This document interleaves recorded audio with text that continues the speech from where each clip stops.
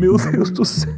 Aonde vamos parar? A taxa Selic subiu para 15%. A maior taxa Selic em 20 anos. Não aguento mais fazer vídeo da taxa Selic subindo. Meu Deus do céu. Esse vídeo vai ser dividido em 4 partes. Primeiro, eu vou explicar o porquê que a Selic explodiu, como isso aqui ameaça o seu dinheiro. Depois eu vou falar sobre o grande problema que ninguém tá vendo e eu vou te mostrar esse problema. Terceiro, vamos falar da bomba relógio do governo, como a dívida pública pode quebrar o Brasil. Quebrar o Brasil. Não é um sensacionalismo, tá? Isso daqui é sério. Eu vou falar sobre isso para vocês. E em quarto, como proteger e multiplicar o seu dinheiro em meio à crise, porque isso também é possível. Geralmente é onde o dinheiro troca de mãos e a ideia é a gente falar sobre isso, tá? Com menos ênfase, mas a gente vai falar sobre isso. Vamos começar, mas antes disso eu tenho um pedido para você. Você tem noção quanto tempo demora para fazer esse vídeo? Isso daqui é um estudo bizarro, slides. Meu time, assim, trabalhou por alguns dias para fazer isso. Eu tô aqui, a gente vai editar, é uma coisa complexa. Se inscreve no canal, clica no botão de curtir, isso daí ajuda demais o canal. Então, faça isso, por favor. Por que a Selic explodiu e como isso ameaça seu dinheiro? Vamos começar olhando para o histórico da taxa Selic. Aqui é 2006. Faz muito tempo, faz 20 anos já. Taxa Selic caindo para 11,25%, aí ela subiu para 3,75%, aí diminuiu para 8,75%, subiu para 12,5%. Ela nunca desce de uma vez, nunca sobe de uma vez, ela vai seguindo um fluxo e caiu para 7,25%, aí subiu para 14,25%. Porrada de novo, voltou para normalidade aqui. O que aconteceu? Caiu para 2%. Meu, eu lembro desse momento belíssimo. Taxa de lá embaixo, otimismo, gente pensando tudo vai mudar, tudo vai melhorar. E aí vem, né, querida pandemia, e aí pá, 3,75%, subimos novamente, caímos para 10,5% e hoje estamos aqui em 15%. Bom, por que a gente tem uma Selic tão alta assim? Isso aqui premia alguém que tem muito dinheiro e não quer produzir. Deixa a grana lá investida e é isso. Para que eu vou botar o dinheiro na economia? Deixa lá o dinheiro que tá bom. 2 motivos do porquê que a taxa Selic é tão alta no Brasil. O primeiro deles é o dólar nas alturas. Quando o dólar tá muito alto, a gente geralmente tem uma taxa de juros mais alta. Então, olha o que aconteceu com o dólar. Eu lembro do dólar lá atrás, 1 para 1. O dólar era R$1 para $1. Aí aqui ele ainda era baixo, mas parecia alto na época, né? 2,38. E ele subiu até chegar nos 6,40 praticamente e voltou um pouquinho para 5,5 agora. Mas ele subiu 155% nesse período. E aí, para você ter uma noção, quando o dólar sobe, tem empresas e produtos que você consome no dia a dia que estão atrelados ao dólar. Aqui estão só alguns deles. Então, sabe aqueles sucrilhos gostosos que você toma com a sua família, aquele domingo de manhã, com um suquinho de laranja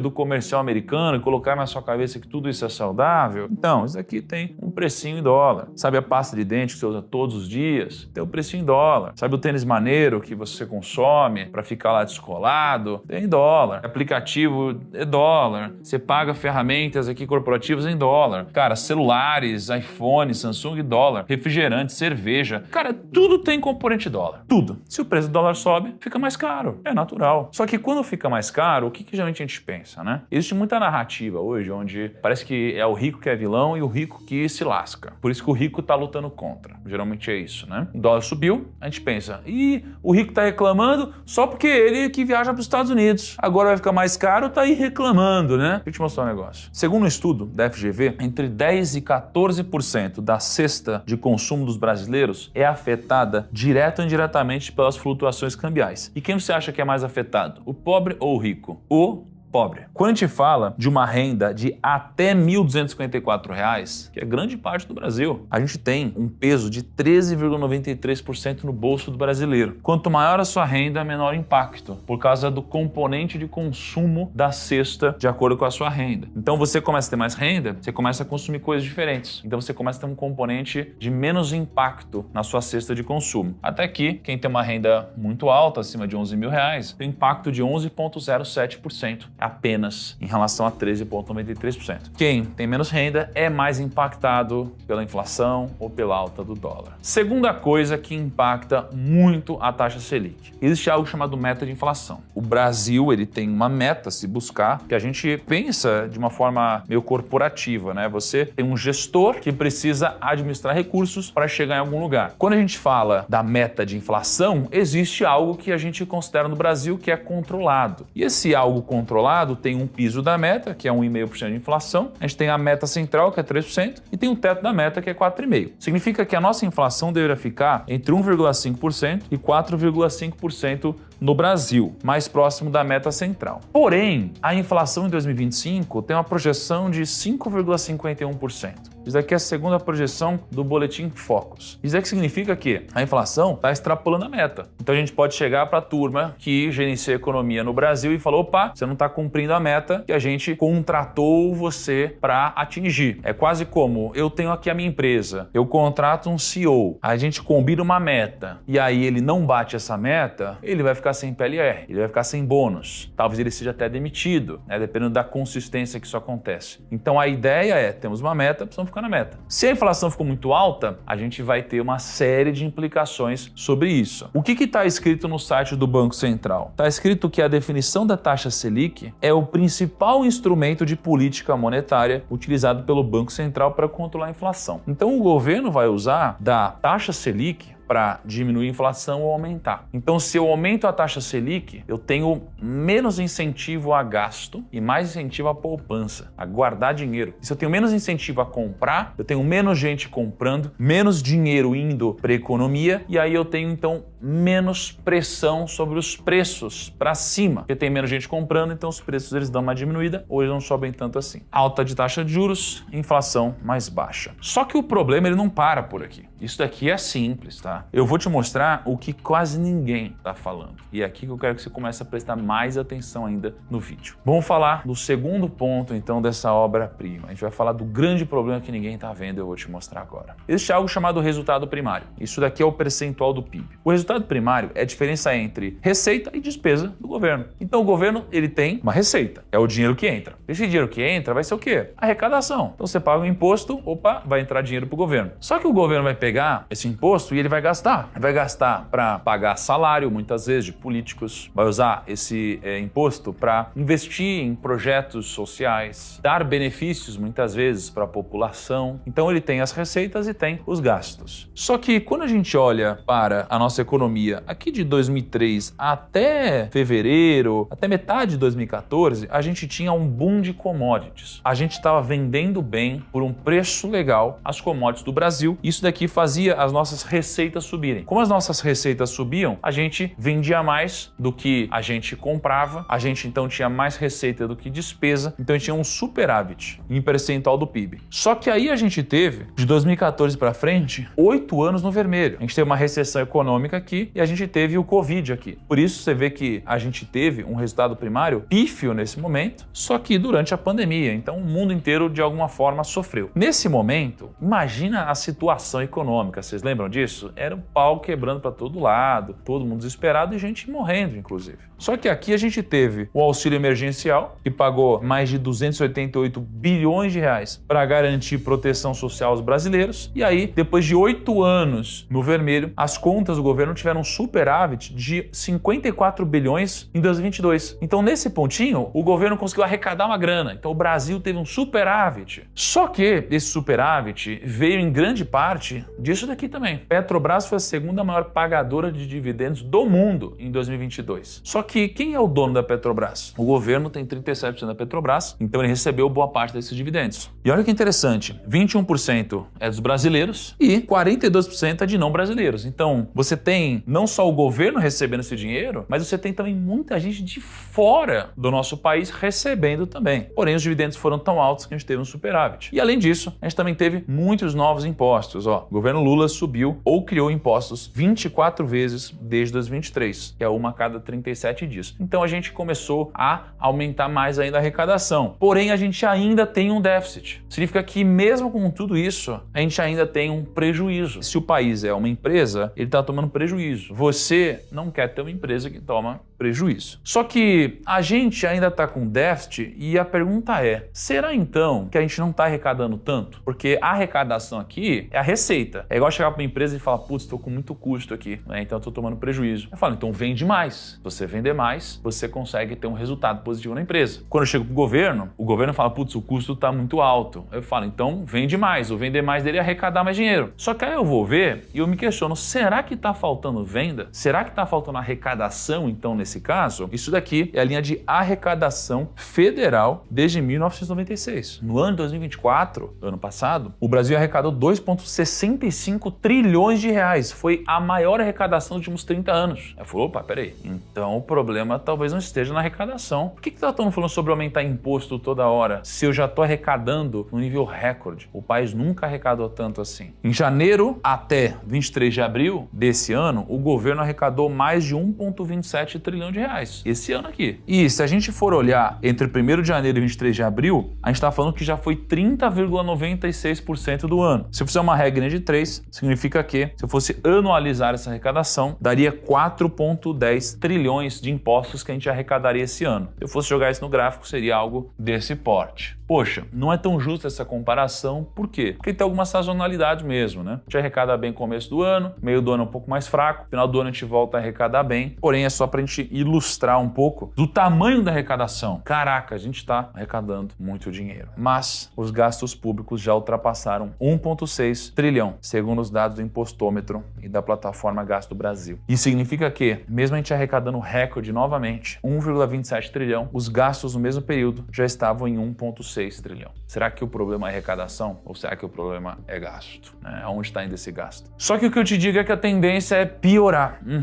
A tendência é piorar. Por mais que eu tenha as minhas convicções e opiniões, a ideia não é ficar falando mal de um político ou de outro e tal. Tô te trazendo o que está acontecendo e vai acontecer. Aqui você tem uma curva de aprovação e desaprovação do governo Lula. Ele tinha uma aprovação bem alta, só que ele está no pior nível de aprovação dele da história. E no nível de desaprovação ele está no maior nível da história. Imagina só, você está na cadeira de presidente do país. Quando você está na cadeira de presidente do país, você precisa olhar para várias coisas. Essa é uma delas, porque se você tem uma desaprovação muito alta, você tem vários problemas. Você tem um problema de dificuldade de se reeleger, você tem um problema de passar muitas vezes coisas que você acredita que são melhores para o país. Então você tem dificuldade nisso, porque você começa a ter o povo menos te apoiando, menos do seu lado. O que você começa a fazer? Você começa a ter medidas para aumentar esse grau de popularidade e aprovação, tá? Então, num recorde de desaprovação, é natural que aconteçam coisas como essas que eu vou mostrar para vocês agora. Lula volta a prometer gás de graça para inscritos no CadÚnico. MP de Lula amplia isenção na luz para 60 milhões de pessoas e encarece conta de outros consumidores. Deus deixou o sertão sem água porque sabia que eu seria presidente, diz Lula na Paraíba. Lula promete isenção de imposto de renda para quem ganha até R$5 mil.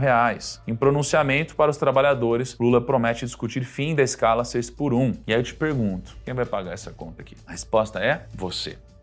Você vai pagar essa conta aqui. É isso que vai acontecer. E veja como que isso vai acontecer. Lula dá sinal verde à proposta de Haddad para aumentar a tributação de aplicações financeiras. Fim da isenção de LC e LCA tem impacto estimado em 18 bilhões, avalia XP. FIIs e Fiagros vão perder isenção. Entenda a proposta da MP para tributar os dividendos. O governo prevê arrecadar 10,5 bi em 25 e 20 bi em 2026 com o MP que aumenta impostos. O governo Lula subiu ou criou impostos 24 vezes desde 2023, uma a cada 37 dias. E com todos esses impostos, o governo ele prevê um superávit, 34 bilhões em 26. Isso daqui é com tudo isso que eu mostrei para você acontecendo, com todas essas medidas de aumento de imposto, de tudo isso aqui, para a gente conseguir ter um superávit de 34 bilhões em 26. Mesmo com um superávit desse, a gente estaria aqui ainda. Ou seja, com superávit ligeiramente acima de zero. Só que tem um probleminha nisso tudo. O superávit é o lucro, seria equivalente ao lucro do país antes de pagar os juros com a dívida. Mas você tem noção da dívida que o país tem? Quando eu digo a dívida que o país tem, você precisa entender que não é o país, é você. Porque você está aqui e você é dono de uma parte do país, metaforicamente, então você deve isso também. Por isso que vão tributar lá o seu salário, a sua renda, seus investimentos, a sua produção, porque você está aqui dentro. O superávit de 34 bilhões é antes de você pagar os juros da dívida. Vamos falar sobre os juros da dívida, porque é aqui onde a casa começa a cair. E aqui a gente vai falar da bomba relógio do governo, que de fato é o como a dívida pública pode acabar quebrando o Brasil se a gente não fizer nada. Lembra que a taxa de juros, a Selic, está muito alta? E hoje a gente está aqui em 15%. A gente está próximo das nossas máximas históricas. E quando a gente olha para a dívida pública em relação ao PIB, adivinha só, a gente está também no maior valor da história. Nunca estivemos numa dívida pública tão alta desde, desse gráfico aqui, desde 91. O nosso recorde foi aqui próximo de 2001 e a gente está próximo disso de novo. Então imagina que a dívida pública é tudo que o país deve, porque o país ele geralmente gasta, se financia e paga no prazo. Só que essa dívida ela vai crescendo, vai virando uma bola de neve. Está numa relação gigante da dívida. Só que se a gente olhar para a nossa dívida hoje, esse é um dado muito importante, como que a nossa dívida está distribuída? Eu imagino, eu devo e eu preciso pagar. Você tem uma parte da dívida que está atrelada à inflação, você tem uma parte da dívida que está atrelada ao dólar, uma parte que está atrelada ao pós-fixado. Então, a gente está aqui em 2025 e do 100% da dívida, a gente tem uma divisão da dívida dessa forma. Ou seja, eu tenho aqui esse azul claro, que é a dívida pré-fixada. Então, eu tenho uma parte da dívida que é pré-fixada. Eu tenho a parte da dívida que é ligada à inflação. Eu tenho a parte da dívida que é ligada a uma taxa flutuante, que seria o CDI, basicamente. E eu tenho uma parte da dívida que é ligada ao câmbio. O que a gente vê? A gente vê que a parcela pós-fixada, que é a taxa flutuante, ela era de 21%, né? Aí ela começou a crescer e hoje ela corresponde a 47,3% da dívida. Só que a gente tem hoje uma taxa de juros flutuante das mais altas da história. Então isso daqui significa que o Brasil vai ter que pagar muitos juros. E quando a gente olha para esses juros, que hoje corresponde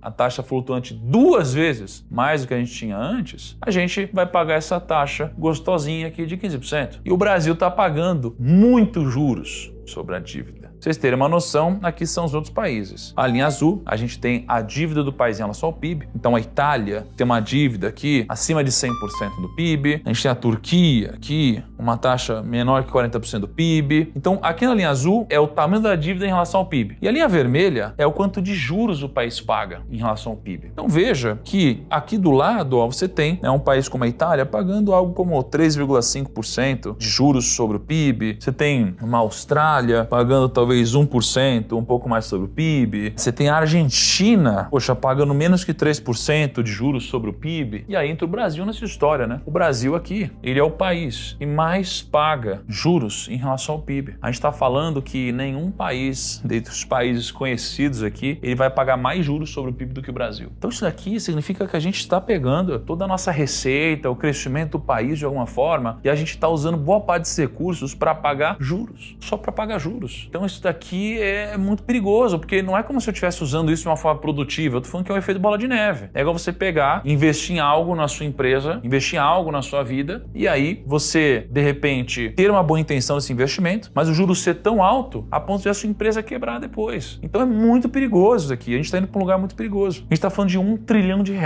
O Brasil ele se aproxima de um gasto histórico com juros por conta da Selic de R$1 trilhão. A alta da taxa básica de juros da economia nacional deve fazer com que o governo gaste um valor histórico só para arcar com juros da dívida pública. A gente pode atingir R$1 trilhão ainda esse ano, que é um valor que a gente nunca antes pagou na história. Lembra aqui do resultado primário, que a gente estava um tempão sem ter algum tipo de superávit? Se a gente tivesse superávit incrível, que é o que o governo está dizendo, ou seja, ele está dizendo algo, ele está sendo otimista, né? É difícil geralmente ele conseguir entregar o resultado que promete, assim como a meta da inflação, mas a gente quer que ele entregue um bom resultado. O que acontece é que a gente tem um superávit de 34 bilhões, só que aí depois disso tem uma boletinha para pagar de juros de mais ou menos R$1 trilhão. Fizemos tudo, sobrou 34 bilhões, só que aí tem que pagar R$1 trilhão de juros. Cara, para onde a gente está indo? A gente precisa se ligar, precisa acordar, precisamos se mexer. Tá falando de 30 vezes o tamanho do nosso superávit. E é um juros que, de fato, tem crescido ao longo do tempo, né? Uma dívida que vem crescendo, não vem diminuindo, não. Isso é muito perigoso. Um país pode quebrar se continuar assim. Se você não está com medo, então você deveria estar. Você deveria estar se perguntando o seguinte: o que eu faço com o meu dinheiro agora? Ah, Thiago, você vai ser sensacionalista? Preciso ser sensacionalista, né? Te mostrei alguma coisa fora da realidade aqui? Não tô querendo te vender medo para te depois vender uma solução, não é isso não. É porque realmente, óbvio que eu trabalho com investimentos e com tudo isso, mas eu tô genuinamente preocupado. Eu invisto meu capital e não tem pra onde fugir. Eu preciso diversificar meu capital da forma correta nesse momento. E talvez alguns de vocês estejam passando pela mesma coisa, né? Cara, e agora? O que eu faço? Tenho grana, preciso investir em algum lugar, tô com medo, mas aí, o que eu faço? E agora que a gente entra na quarta parte do vídeo. Eu, em 2020, fiz esse vídeo aqui. Eu tava em Chicago. Era 18 de fevereiro de 2020, tava frio pra caramba. Eu lembro que eu apoiei o celularzinho no vidro, gravei sem microfone, eu acho. Eu tô sem microfone, quase com um aviso, um alerta. Eu lembro que eu ia pra um jogo de basquete, tava frio pra caramba, nevando. Eu tava muito preocupado. Enfim, tinha um cenário na época de preços muito altos, tinha uma série de coisas acontecendo, eu tava muito preocupado e fiz um vídeo sobre isso, né? A crise tá chegando, como se preparar? Claro que vocês podem imaginar quanta chacota eu sofri quando eu fiz esse vídeo. Mas, de fato, eu fiz esse vídeo antes disso. Eu fiz esse vídeo um mês antes dessa grande queda da Bolsa de Valores vezes, talvez uma das mais acentuadas que a gente já teve na história. Pô, não que eu tenha uma bola de cristal, né? E não que eu soubesse exatamente o que ia acontecer, mas uma coisa que premedita a crise geralmente são preços altos, ok? E a gente tinha isso acontecendo, e aí eu recebi vários comentários no vídeo, ó. Primo, não é possível prever uma crise. Algumas semanas depois, crise acontecendo, kkk. Previu a crise 2 semanas antes da crise, kkk, parabéns, primo. 3 semanas atrás acontece circuit break essa semana, primo, foi evidente. Não, né? Eu sou um cara que estudo, invisto já há bastante tempo, gosto de olhar para as coisas com um pouco mais de distância, porque eu consigo ter mais frieza para analisar. Então, quando a gente está olhando para o cenário de hoje, é preocupante de fato. Mas como eu invisto publicamente, é diferente de muitas pessoas que só falam sobre investimentos, então depois fica muito fácil, né? Ah, eu falei, eu avisei. Não, eu estava investindo meu dinheiro publicamente durante a crise, antes, durante e depois. Então, cara, eu não sei mais o que eu posso falar ou fazer para convencer você de que, de fato, tudo que eu faço e falo é de verdade, porque contra fatos não tem argumentos. Eu investia meu dinheiro publicamente aqui. Você viu tudo que eu fiz. Mas eu vou te lembrar caso você não estivesse comigo na época. Essa era a minha carteira na época. Ok? Eu tinha aqui fundos imobiliários, 27%, tinha 14% em ativos internacionais, 24% em renda fixa, 1% em criptomoeda e eu tinha 33% em ações. O que eu fiz durante a crise? Eu mexi um pouquinho na minha carteira. Para facilitar, basicamente, eu comecei a aumentar minha posição em ações. Então pensa que a crise faz a minha posição de ações diminuir, como se eu tivesse ido para muito menos de 33. Só que eu investi tanto em ações que eu fui para mais de 33, fui para 37, porque esse é o momento onde tem barganhas ou oportunidades aparecendo. Quando eu olho para fundos imobiliários, eu também aumentei fundos imobiliários. Quando eu olho para criptomoeda, eu também aumentei a posição em criptomoeda. Quando eu olho para renda fixa, eu diminui renda fixa. E quando eu olho para investimentos internacionais, eu também aumentei a posição em investimentos internacionais. Então, de uma forma geral, o que eu fiz? Veio a crise. E ao invés de fazer o que todo mundo vai te dizer para fazer na crise, que é, nossa, melhor você ficar mais conservador agora, conforme a crise vai acontecendo, o ideal é você ir fazendo o que ninguém está fazendo. Porque se todo mundo vai ficando com medo, você vai tendo que imprimir um pouco mais de coragem nas suas atitudes. Se todo mundo vai vendendo, você precisa ser um cara que vai começar a comprar mais as coisas. Então, na crise, você tem a oportunidade de mudar o dinheiro de mão e esse dinheiro pode ir para a sua mão, se você tiver mais coragem e mais conhecimento e solidez do que os outros. E aí, obviamente, eu tive, enfim, bastante rentabilidade nessa época. Foi um dos momentos que eu mais ganhei dinheiro na minha vida. Então, eu diminui a posição em renda fixa, eu aumentei a posição em fundos imobiliários, aumentei a posição em ações e eu aumentei a posição em ativos internacionais. E se você não sabe qual ativo exatamente você deve escolher, você tem algumas opções para fechar o vídeo aqui. A primeira de todas é, imagina que a gente tem aqui um grau de afinidade com investimentos e o tempo que você tem disponível para investir. Porque você tem sua vida, você tem seu trabalho, ainda mais durante a crise você precisa trabalhar dobrado. Primeiro de tudo, você tem a Portfel que você pode investir, então a gente tem uma consultoria de investimentos aqui no Grupo Primo, a gente atende investidores dentro do BTG, dentro da XP, dentro do Itaú, dentro do Safra, dentro do Inter. Não importa onde você invista, a gente atende você na sua instituição. Se você quiser a nossa ajuda para investir, se você tiver mais de 100 mil reais para investir, pode clicar aqui no link da descrição, vai preencher um formulário e meu time vai entrar em contato com você. Hoje a gente tem mais de 600 consultores de investimentos esperando para falar contigo e a gente é a consultoria de investimentos que mais cresce no Brasil. A gente atende hoje mais de 170 mil investidores. A gente atende clientes acima de 100 mil, mas o nosso cliente médio geralmente tem 1 milhão de reais. Pô, Thiago, mas eu não tenho 100 mil ainda, o que eu faço? Pode preencher o formulário também, porque se você tiver menos de 100 mil, mas tiver uma renda interessante, meu time vai ligar para você para ajudar você a fazer um planejamento financeiro. Se você preferir não conversar com um consultor, não ter alguém te ajudando, pode investir direto num fundo de investimentos e simplesmente diversifica a sua carteira e monta a Arca, onde você tem um pouquinho de ativos internacionais, um pouquinho de renda fixa, um pouquinho de ações e assim, e um pouquinho de investimentos dolarizados. Você pode fazer isso pelas principais plataformas do Brasil, XP, BTG, Inter, enfim, várias. Você pode pesquisar lá Arca Grão, é uma previdência privada, ou você pode baixar o nosso app, que é o app Grão, e aí você pode investir por lá. Eu invisto publicamente e mostro como fazer isso. Se você tiver muito mais tempo e você tiver também muito mais afinidade, você gosta muito disso, aí você pode começar a fazer um screening você mesmo de ações e fundos imobiliários. Então, você pode baixar a base de dados de todas as ações e fundos imobiliários do Brasil, começar a fazer um filtro de indicadores, consultar os nossos analistas, seja através da Finclass ou outro lugar, você pode começar a tomar decisões você mesmo. E se você tiver mais tempo ainda, você pode se aprofundar em valuation e talvez fazer bons negócios. Agora, você não precisa necessariamente fazer isso, porque o nosso time, ele acaba fazendo isso para você. Gente, esse é um vídeo de alerta muito importante. Para ser bem sincero, toda vez que a taxa Selic